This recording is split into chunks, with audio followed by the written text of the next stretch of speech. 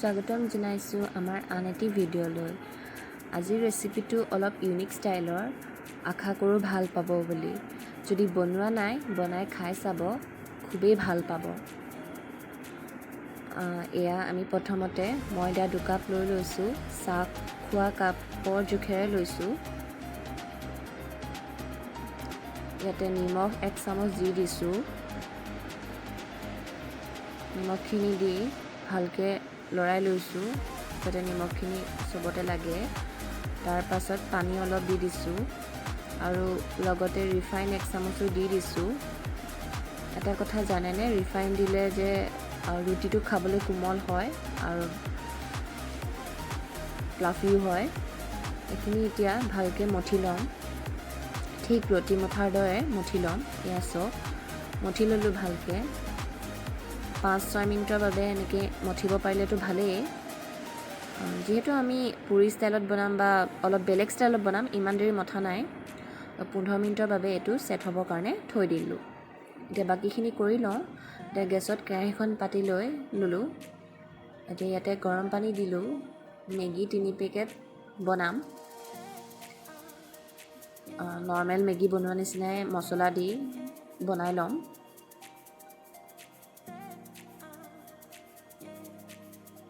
এই ৰেচিপিটো আমাৰ ঘৰত মানুহে খাই খুবেই ভাল পায়, বিশেষকৈ আমাৰ পাপা। তো মই বনাই থকা হয়, কিন্তু ভাবিলোঁ আজি আপোনালোকৰ লগতো শ্বেয়াৰ কৰি দিওঁ।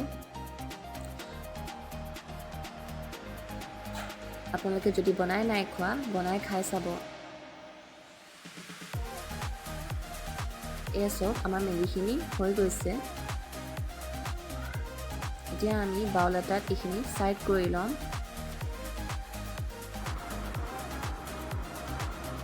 এয়া চব বাউলত ছাইড কৰি লৈছোঁ। এই ৰেচিপিটো আপোনালোকে আবেলি চাহৰ লগত খাব পাৰে বনাই। এটা তিনি ইজি ৰেচিপি। এতিয়া আমি মেগীখিনি বাউল এটাত লৈ ল'লোঁ। এতিয়া ইয়াতে কাটি থোৱা পিঁয়াজ এটা, জলকীয়া 4টামান দিছিলোঁ আৰু বিলাহী এটা, এইখিনি ভালকৈ মিক্স কৰি লৈছোঁ। আপোনালোকে ইয়াত বিভিন্ন ধৰণৰ চব্জি দিব পাৰে। যিহেতু লকডাউন, মোৰ ওচৰত এই বিলাহীয়ে আছিলে, তো সেইকাৰণে বিলাহীয়ে দিলোঁ। আৰু ইয়াত নিমখ 1 চামুচ দি দিলোঁ। এতিয়া ভালকৈ এইখিনি লৰাই দিলোঁ।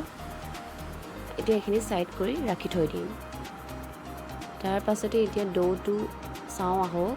এইখিনি এতিয়া সৰু সৰু লাডু বাতি আমি ৰুটি বেলি ল'ম।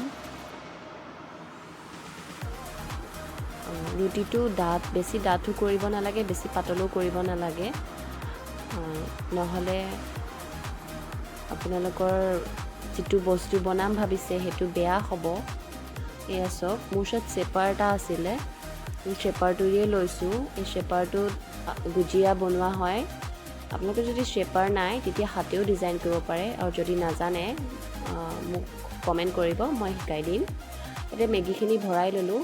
এয়া এতিয়া শ্বেপত কাটি ল'ম। বাকী ছাইডখিনি এৰুৱাই দিম। ভালকৈ প্ৰেছ কৰি ল'লোঁ। এয়া চাওক কিমান ধুনীয়াকৈ কাটি লৈছোঁ। এতিয়া এটা ভাল শ্বেপ আহি গ'ল। এয়া চাওক, এই বাকীখিনিও আমি এনেকৈ বনাই লওঁ। মোৰ বনোৱা হৈ গৈছে। এইখিনি এতিয়া ফ্ৰাই কৰি ল'ম।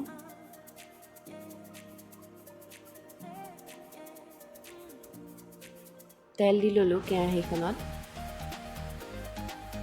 এতিয়া এটা এটাকৈ ফ্ৰাই কৰিম। মোৰ কেৰাহীখন সৰু আছিলে, সেইকাৰণে 2টাই দিছোঁ। আপোনালোকে যদি ডাঙৰ কেৰাহী থাকে, সৰহকৈ তেল দি সৰহকৈ ফ্ৰাই কৰিব পাৰে। এয়া চাওক আমাৰ হৈ গৈছে। এনেকৈ আবেলি চাহৰ লগত বনাই খাই চাবচোন, ভাল পাব বুলি আশা কৰিলোঁ। আৰু আমাৰ ভিডিঅ'টো যদি ভাল পালে লাইক, শ্বেয়াৰ এণ্ড কমেণ্ট কৰি জনাব। আৰু যদি চেনেলটো ছাবস্ক্ৰাইব কৰা নাই, প্লিজ ছাবস্ক্ৰাইব কৰি দিব। ধন্যবাদ।